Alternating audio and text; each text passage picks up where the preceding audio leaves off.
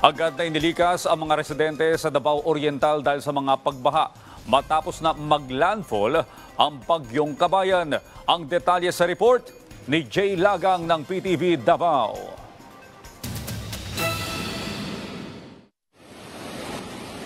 Makikita ang rumaragasang tubig dito sa ilog sa sitio Hagimit sa Barangay Sentral sa munisipalidad ng Manay, Davao Oriental dahil sa pag-ulan na dala ni bagyong Kabayan.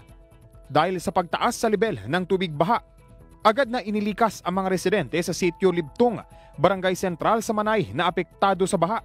Kinumpirma naman ng Municipal Disaster Risk Reduction and Management Office sa Manay na isang residente nila ang naiulat na nawawala dahil sa bagyo. Missing isa ka person po, 35 years old. Asan Male. siya, ma'am? Barangay Holy Cross. Kinumpirma din ng provincial government ng Davao Oriental na nag-collapse ang Lamyawan Bridge sa Barangay Lamyawan sa Caraga, Davao Oriental dahil na rin sa pagtaas ng tubig sa Lamyawan River. Ang tulay na ito ang nagdurugtong sa poblasyon area ng Caraga at sa Barangay Pitson. Samantala ay nakaranas naman ng matinding pagbaha ang malaking bahagi ng munisipalidad ng Caraga.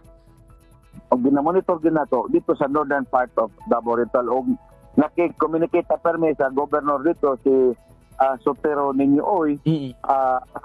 Og mismo siya nag-ato sa operation center nila og naga-monitor po siya kay naga-tekstayman may kung sa status, no?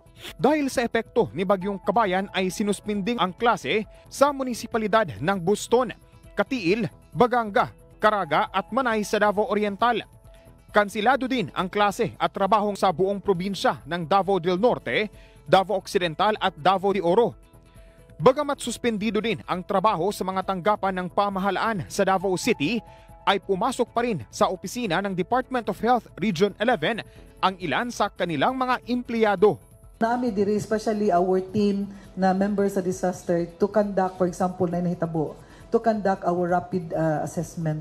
Nakadepende naman sa assessment ng Pag-asa ang pagpapalawig ng work at class suspension sa Davao City.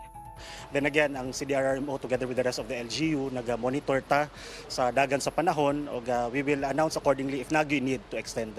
Ayon sa Department of Education Region 11 ay sa January 3, 2024 na muli babalik sa klase ang mga estudyante sa mga pampublikong eskwelahan. Mula sa PTV Davao, Jay Lagang para sa Bayan.